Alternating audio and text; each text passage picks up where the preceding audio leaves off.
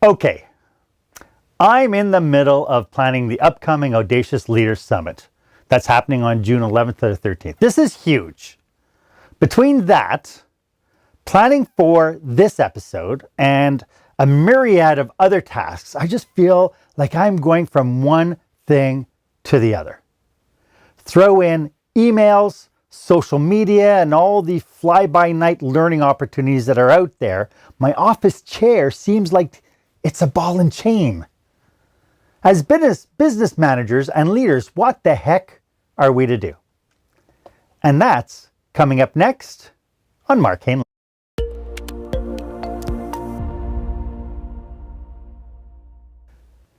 Welcome to this episode of Marc, Haine Live. This is where small business owners and entrepreneurs pick up core skill sets to help them work on their business, not just in their business.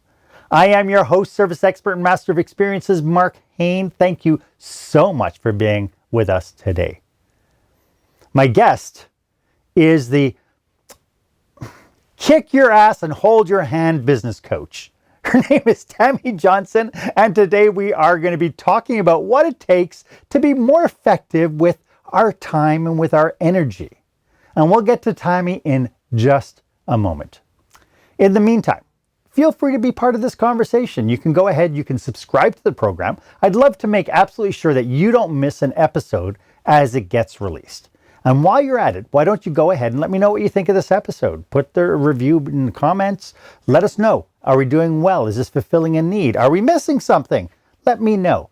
And then lastly, so this is threes, lastly is share this podcast if you know somebody who could benefit from this information. I don't know about you, but when, I am a doer. When I make up my mind to do something like plan and host the upcoming Audacious Leaders Summit, I just do it. But then every step of the way I'm thinking, okay, what do I have to do next? Okay, that's done. Okay, what's next? Okay, that's done now. Okay, what's next? Did I miss anything? So this brings us to our...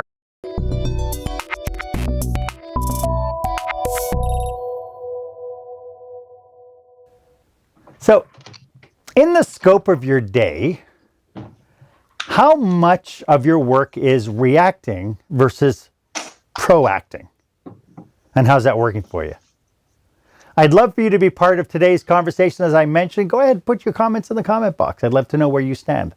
My guest today has been teaching and working with solopreneurs, entrepreneurs, managers, and small business owners for close to 2 decades. Tammy Johnston believes that business, when done right, has the power to make the world a much better place for everybody. Tammy believes in practical, no-nonsense practicals and tools that is tailored to taking your foot off the brake and putting it onto the throttle. Tammy, welcome to the show. It's so good to have you. It's wonderful to be here, Marc. Thank you for being here. Hey, before we get into today's topic, could you tell us a little bit more about what you do for your clients? I do an awful lot for my clients. It depends a lot on what they need, but pretty much the biggest thing that I do for them is I'm very good at asking the questions to diagnose where they're actually having the issues, because there's 2 main types of personalities I found for small business owners. We've got your people that are really good at marketing and have no problem talking to people, and they can get out and do things, but they have a bit more of a challenge sitting down at the desk or in the shop and actually getting stuff done. And then we have the ones that, okay, you give them a job and they will wow you. They will perform above and beyond, but you ask them to actually go out and market and tell a real live person about what it is that they do, and you better have the defibrillators handy because they're going to go into cardiac arrest, and everybody has different needs and stuff, and you can go out and learn all sorts of stuff, but if it's going, I don't really know what it is that I need, you need somebody that can ask the questions to help you figure out, okay, where do you need to be working on next? Because otherwise you're just chasing your tail round and round in circles. Sure. So it creates that clarity piece, right? Of, yes, what needs to happen. I started off talking about the habits that I have. Like when I have some downtime, I'm always looking for ways to be productive and to do things. Mm-hmm. And so this idea that, I really do feel sometimes that it's like, okay, I'm on to the next thing, on to the next thing. Is my experience, is this the rule or the exception that you're seeing No, among that's your pretty clients? normal. That's Okay. that's very, very normal. People are we get busy, and especially when things start going better and we've got the stuff coming in, we've got so much going on. I describe a lot of entrepreneurs, like if they make it into their second year, they're professional plate spinners. You ever remember seeing those on the Mm, variety shows? I haven't seen one since I was a kid, but I was always amazed because they get all these plates and they're spinning, and then they can only keep them going for so long. And that's how a lot of entrepreneurs are running. And then they wonder why they're not getting anywhere and they're exhausted. yeah. Yeah. And of course the business takes over and the business needs takes over. And this is one of the reasons why I created this podcast, was because every entrepreneur I met, every business owner I met, couldn't do things because they were so busy working in their business. And so it was a question of, okay, well, if we can open up and enlighten and bring some information to the forefront, maybe we can give them the tools to change that up a little bit. Yes. In past episodes, we talked about the importance of having systems and processes to alleviate these kinds of stress. Is that the solution here when we talk about how busy we are, or are there other things that we need to be concerned about? Well, I would say that systems are the number one thing. Like, I'm a total and complete systems geek. If you do not have systems in your business, you don't have a business. You have a job that owns you. And that's not a very pleasant place to be. Systems make it so that you can deliver better service, more consistently, and my favorite part, make more money. Yes, yes, yes. And do the stuff that pays you, rather than the stuff that you could pay other people to do as well. So do you see that there are certain, you mentioned earlier about different personality types.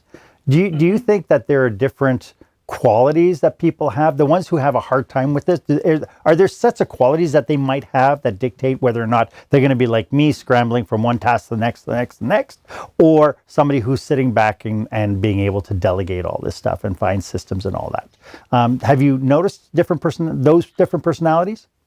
Well, I've definitely noticed different personalities because I've been working with business owners for close to 2 decades.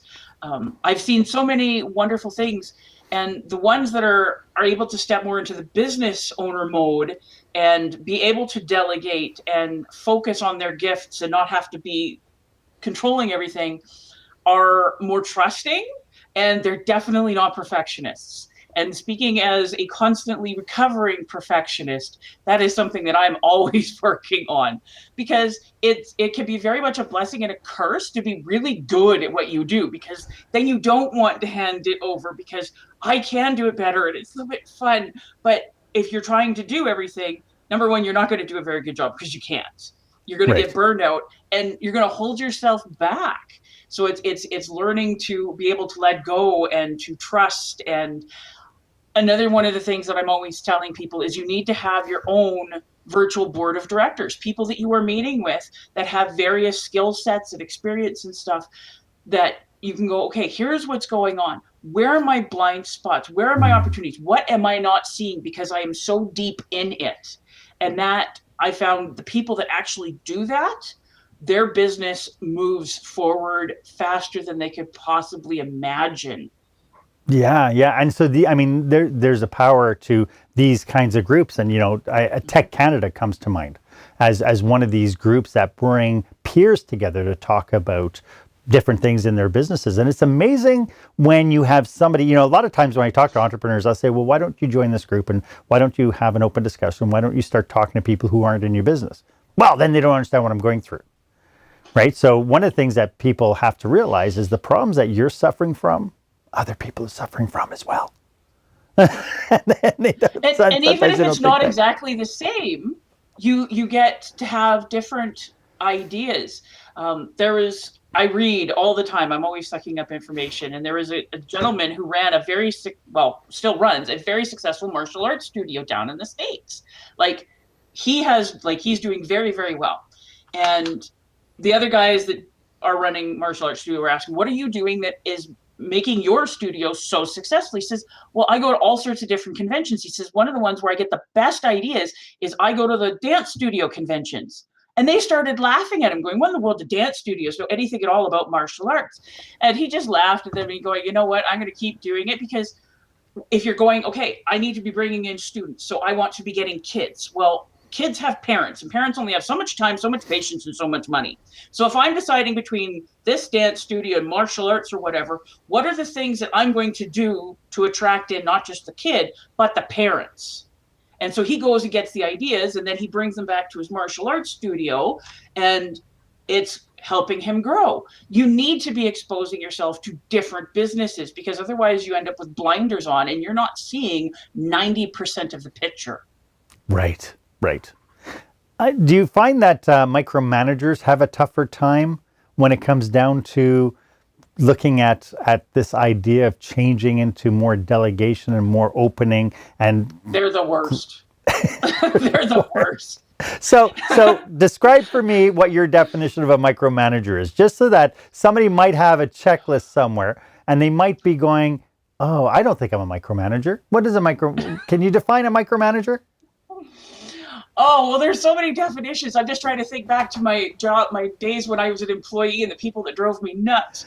Micromanagers don't trust anybody. They have to nitpick everything. It has to be my way or the highway. So exactly, like, I have a couple of pet peeves, so I work with that. But other than that, like, I have a few people working for me. I have a great virtual assistant, and I'm going, as long as you get me the result, I don't care. But the micromanagers like to hover, and they want to be, you need to show me every single draft, and it has to be done 15 times until I give it the approval. I'm going, what a waste of time, talent, and energy. If this is how you're going to do it, why did you even delegate it in the first place? Why don't you just do it yourself and not irritate everybody? I can so see that, and it's so funny. I worked with one operator in a hotel, and she, from the very beginning, would tell me that her biggest angst was the fact that nobody took initiative in her business. And then it's like, well, that's interesting. And then as I learned more, it's the reason why was because she was a micromanager. And so people learned a long time ago, don't step out of the box, don't try to do anything, because you're just going to get shot down. You're going to constantly get that's not how we do it. Why would you do it this way? This is the way I want it. Right? So anytime anybody tried anything, so people learned, don't bring up ideas, don't show initiative, don't do anything except for what you were told. And it frustrated her, the end result frustrated her no end, right? But she ended up working twice as hard as every other hotel operator because she had to get her fingers into everything. Yeah. When we come down to looking at the time and our effectiveness and so on, what kind of a mindset do we need to be adopting? I always tell people you need to be taking as long-term as possible. Like, one of the things that I did on the weekend is I planned out not just the final details for my 2021, but I planned out all the big rocks for my 2022. And I'm thinking about, okay, what do I want my business to be looking like 5 years from now? Because I say people, okay, right now we're in Calgary. You can go to Vancouver, you can go to Yellowknife, you can go to Dallas, you can go to Toronto. They're all perfectly fine locations. But if you're going to pick a location, you're going to do things slightly differently. And if you don't pick a direction that you want to be going, you're just going to be bouncing all over the place and going, how come I can't get out of Calgary? Well, because you keep changing direction, because you have no idea where you're going. Right. Well, you mentioned something, so I'd like to get your take on the big rock thinking, and we'll get to that right after this. When the spotlight shines on your business, are customers applauding or yawning? In other words, how is your business performing? Make your business a star with the new book, Lights, Camera, Action, Business Operational Excellence Through the Lens of Live Theater by Marc Haine. Marc uses his business and acting experience to help you see your business like a live show, so you can create a performance your customers will never forget. Buy Lights, Camera, Action today at your favorite online retailer or directly at marchaine.com. Welcome back. I am speaking with the kick you in the bum business coach, Tammy Johnston. I love that. Kick you in the bum and holds your hand while she helps you get there. How did you adopt that, by the way? Well, it's kind of my personality, and that's what people would have been saying to me literally for decades. She says, if I need to get something done, I'm going to come and see you, and you're going to kick my ass. But you also hold my hand and make sure that it gets done. And I'm going, yeah, I do. I kick your ass, hold your hand, and usually both at the same time. And the fact that we're on a podcast and not on any major network, we can say the word ass. Isn't that great? Yeah. Yes. Hey, so we're talking about the stressors that business operators, entrepreneurs, managers have. Are there any kind of typical unrelenting forces that you think are holding people down?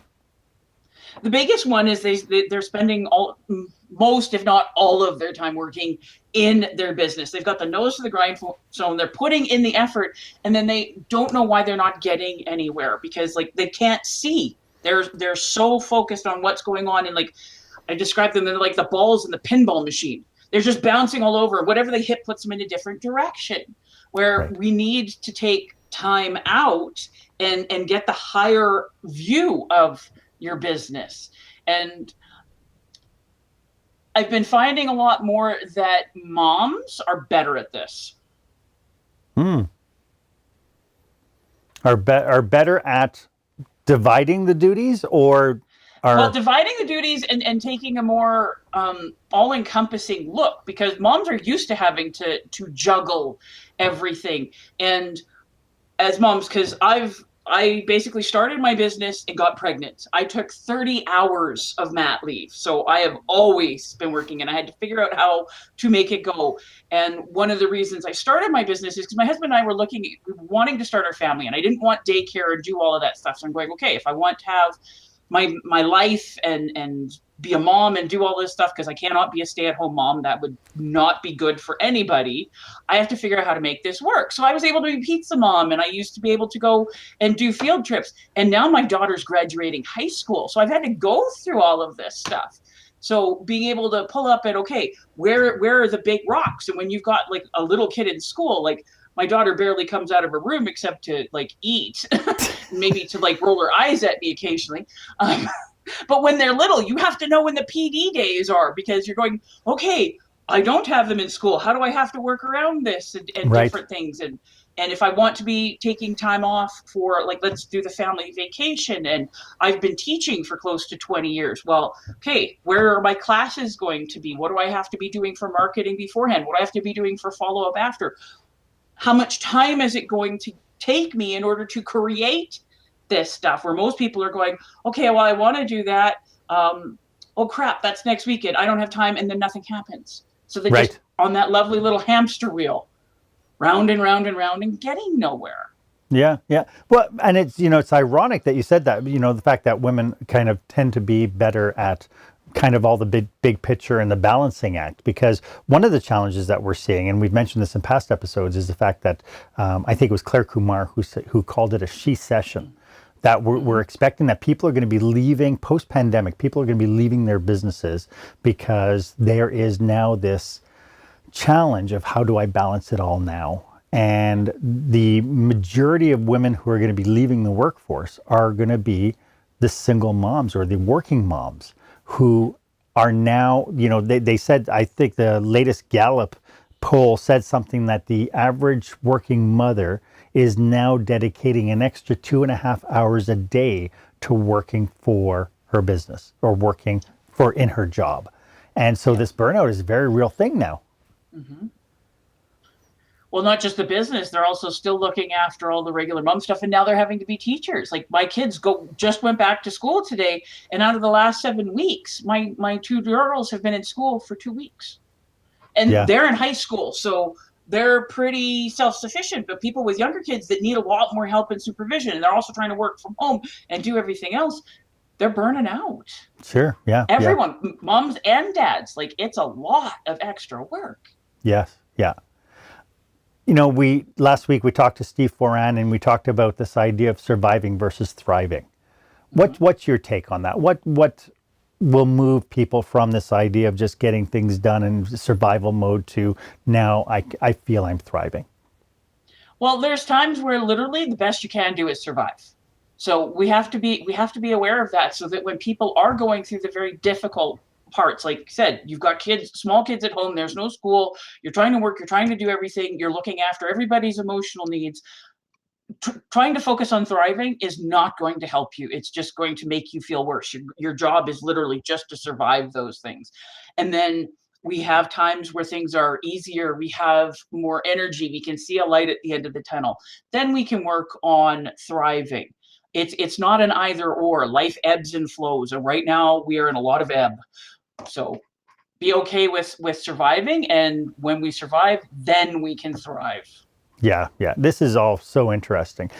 Tammy, if this is resonating with people out there, how can they get in contact with you if they need to pick your brain or figure out that they need to work with you or whatever? How can they get hold of you? Well, you can always check out my website. So ksabusiness.ca. And my email address is tammy@ksabusiness. And in case you didn't know, KSA is kick some ass. Awesome.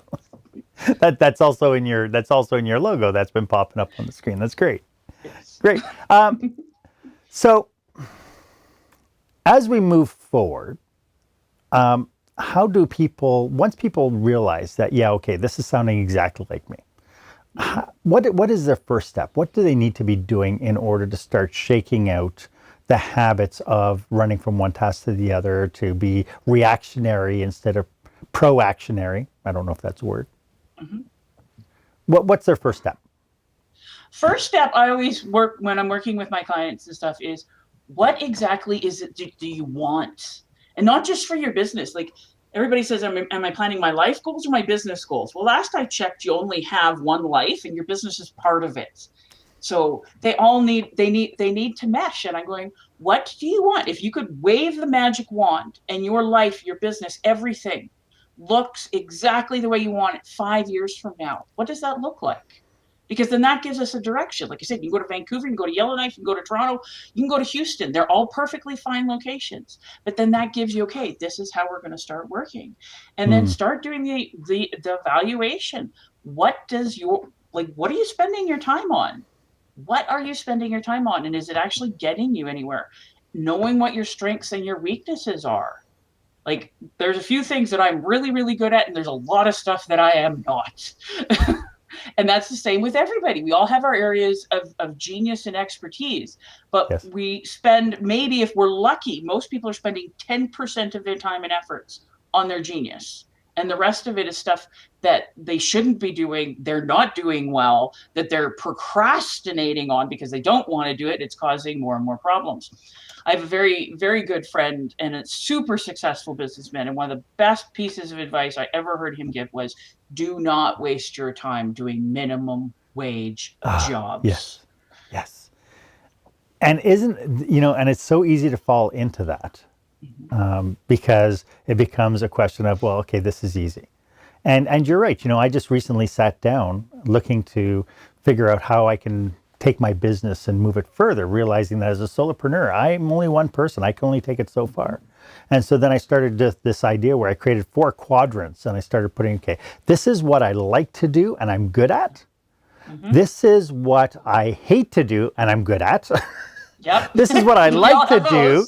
This is what I like to do, but I'm not really good at. And this is what I hate doing and I'm not good at. And so I just literally sat down and made all these different lists in order to create some clarity for me. And it was amazing at what actually came out of that, of where my passions were. And a few weeks ago, I did an episode talking about, the restaurant owner who is always in the kitchen because he's a chef and he opened a restaurant, or the garage mechanic who opened up a mechanic shop because he loves working on cars. And both these people were working in their businesses, but then they have to, I have to do billing. Okay.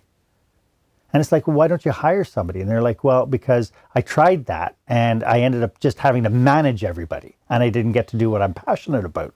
And so I said, so why don't you hire your boss? Why don't you hire somebody above you, somebody who's going to be your business manager and tell you what needs to be done, help you delegate and that sort of stuff? And it's funny that people don't consider that. No, they don't, because so much of business, even I've had tons of clients that have taken business degrees and all sorts of stuff, and they're going, they don't really teach you anything that's practical that you can put to use. And I'm going, in some cases, yes, I'm all for it, hire the manager. But a lot of people, I was listening to you talking with Mike Kerr, and people get so busy that they hire somebody with a pulse. And I'm going, well, when you hire somebody because they have a pulse, you quickly wish that they didn't. Yes. Yeah. So are you hiring for the job? Do you even know what the job is that you're hiring for, so that you're finding the person that's the right fit for the job and the right fit for your company, for your culture? So when you're slowing down and, like you said, thinking about it and going, what do you want your business to look like 5 years from now? And when I talk to people, I'm going, do you want to be working in your business, or do you want to be able to expand and do other things? Because if you want to work in your business, that's perfectly fine. We're going to do things very, very differently than if you want to be expanding across North America. So it's, like I said, it's that big picture view, and then you need to be planning things out. And one of the things, so I run a year-long group coaching program where I literally kick your ass and hold your hand throughout the year to get things done. And one of the things that I push on them over and over and over again is they have to plan their week. They take a look at their calendar and going, what are your goals? What are your priorities and all this stuff? And they have to send it to me. And it's not so much because, like, I'm going to beat them or anything, but it's that accountability. And I do pay attention to them and going, okay, well, you've had this on your list for 5 weeks.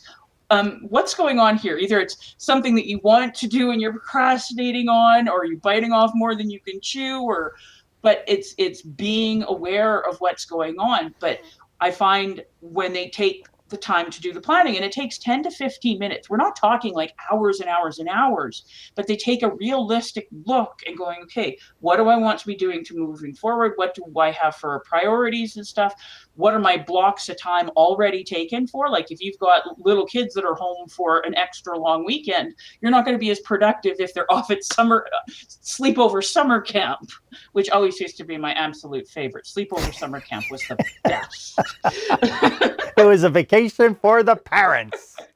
Oh, it was heavenly. But, and it brings me to a point, that we overestimate what we think we can do. And, hugely. one of the tools I've used is I will take the 365-day calendar. And when I put it up for the year, I will automatically block off the holidays.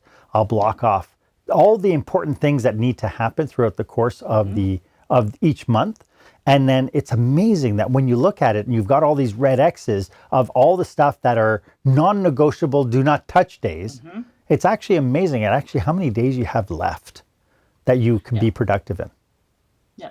And one of the things that I learned as a brand new mom and stuff, because I was in a very, very good coaching program, and they always talk about production days and relaxation days. And I'd be talking to a couple other people that were young moms. They're going, what is this day stuff they talk about? I have to work around freaking naps and breastfeeding. So we have production windows. If we're lucky, like my daughter nursed every 2 to 2.5 hours. So I'm going, okay, I've got this chunk of time where I can go and see a client, and then I have to come home and feed my daughter because she would not take a bottle. And then I could go out. And I'm going, and I've kept working that way, and I found it works way, way better because I'm going, I have to get this done and I have to focus. Where if you've got the whole day, a lot of people will waste that time. Where if you got, no, I've got to get this done, you get it done and you're a lot more productive. It brings to mind, or brings the question about the difference between efficiency and effectiveness. Can you can you define those for us?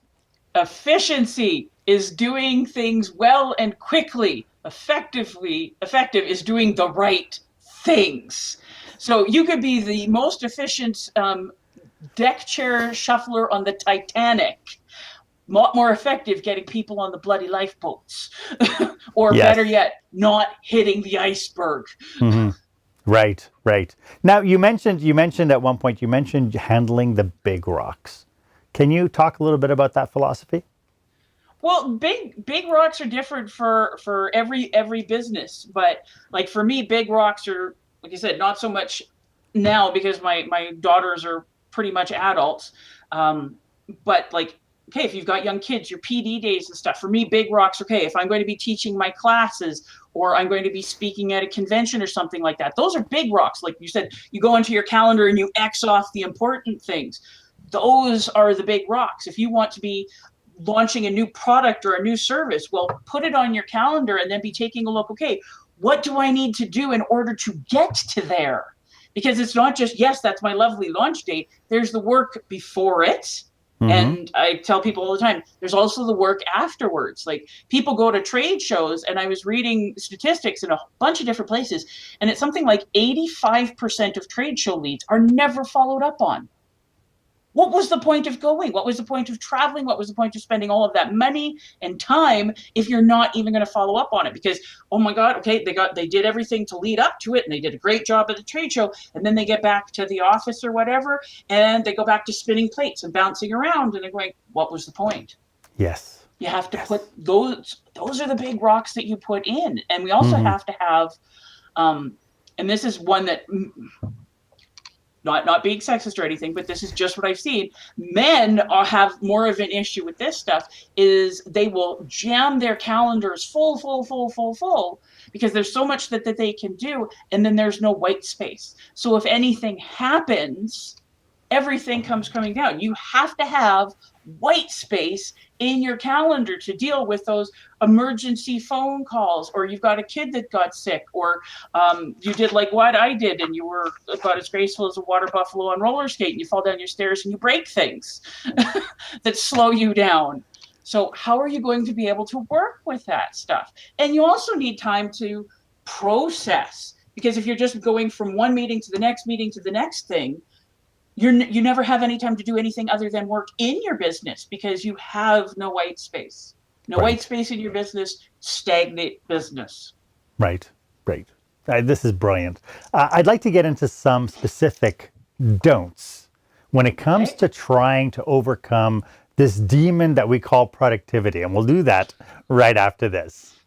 When you're delivering an important speech to a huge audience, it's easy to lose your place or go way over time. Give yourself an advantage with the Pro Speaker Presentation Speech Timer app. No more checking your watch or calling for time. The Pro Speaker Presentation Speech Timer app keeps you on track with easy-to-see timers, even changing color for visual prompts during your speech. And you can set audio cues to practice, or set it to vibrate so you don't even have to look. Be the pro you know you are. Download the app at speakerpresentationtimer.com. I saw an interesting post on Facebook actually yesterday, asking if anyone has ever had such a kick in the head kind of day that they did their entire commute with the radio turned off. And I thought, what a great question.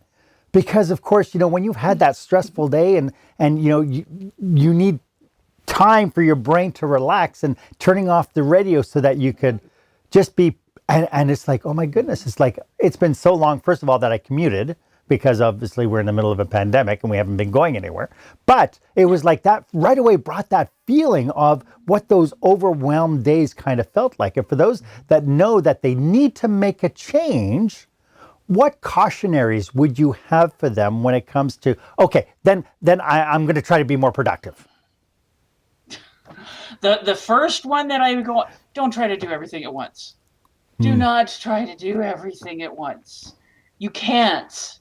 It's been shown over and over and over again that it takes anywhere from 10 to 75 days to set a new habit. And the most common consensus is it takes 28 to 30 days. So a full month.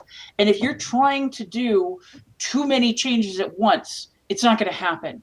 So pick one. And the one that that I work on people the most is, like I said, pick a time. And I find that the two best times are either Friday afternoon before you shut down the office for the week, or Sunday night. Plan your coming week. Open up your Google Calendar, or if you're still one of the old-fashioned paper people, your day timer, and go, okay, what's going on? What do I actually want to get done? What do I have the time and the energy to get done?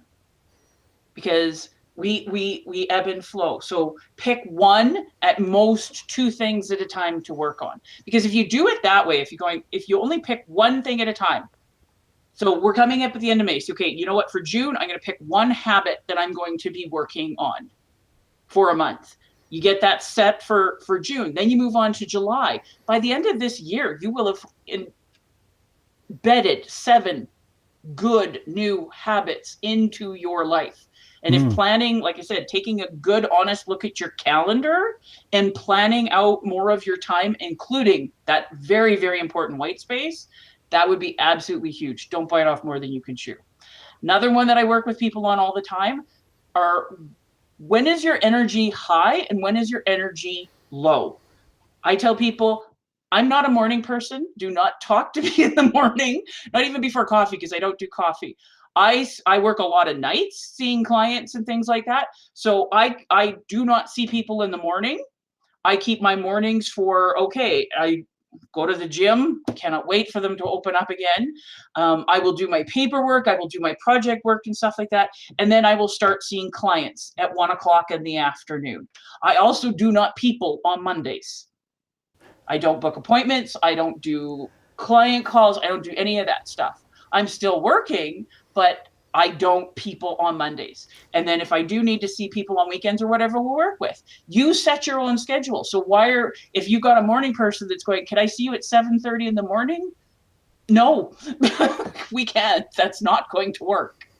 So figure out, like I said, when your energy flows. My husband also teaches a lot of night classes, so it works very well for us. So I find that on the evenings where I don't have a client appointment, I get so much stuff done at my desk in the evening because that's been our routine.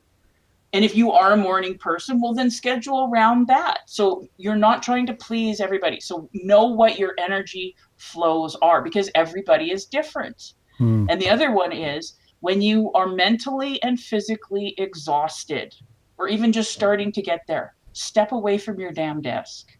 Go for a walk. Have a nap if you need to, because you can sit at your desk being miserable, trying to push through something for hours and accomplish nothing, or accomplish nothing that's worth keeping. Or you could go for a walk. You could take a break, go play with your kids, phone a friend and just gossip or do whatever, and then come back and it gets done. Trying to push through things unnecessarily does nothing whatsoever to help you. Yeah. And I think this is one of the things that remote workers are saying is we don't have the water cooler talk anymore. We don't have the bumping into somebody at the coffee machine at the office, helping us kind of break those cycles. Now we have kind of our little bubbles, which I think is hurting us. How important is it for people to look outside for help? Oh, you have to have outside help. I'm a huge fan of working with coaches. I'm a huge fan of being part of a good networking group so that you can have those. And another one of the things when I teach my people, you need to have, I call them your emergency positive reinforcer number. So when you're having the day, and it typically needs to be another business owner, somebody who is on a similar journey, is going through the slog and all this stuff, understands what you're trying to do, and they will listen to you vent and go, okay, remember, this is why you're doing what you're doing. This is what you're aiming for. These are your goals. Now smack them on the tushy and put them back to work. You need to have those safety valves where you can safely vent to, because a lot of us, we can't do that to our family. And there's so many, you can't do it down to your employees, because that could freak them out. You have to have somebody that's safe, that you can go, ah! Yeah. And then they calmly listen. I have a couple of those numbers. I am that number for quite a few people. And they're just going, okay, yeah, right. This is why I'm doing it. I'm so glad I talked to you. Everybody needs a couple of those, because we all have our bad days. We have our bad moments with customers that are going, why don't I just go back and get a job? It'd be so much easier. Just tell me what to do, and then I'm done in the day, and I don't have to worry about any of this. Yes, that's a nice thought for about 3.5 seconds, and then remember back to your past bosses that you wanted to throw through a plate glass window. Tammy, this has been so amazing. Do you have any last thoughts about what we've been talking about today? My last thought is, business when done right is one of the most beautiful things ever. It helps the people doing it. It helps the employees. It helps the customers, and it helps the community. So in order for you to help people, you have to be healthy and surviving. So surround yourself with good people, get the help you need, find a business coach or different ones, because I'm very much like a generalist, a very good family doctor who brings in the specialists.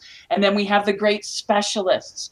Find what you need, and that's going to be all part of the journey. Asking for help is strength, not weakness. Amazing.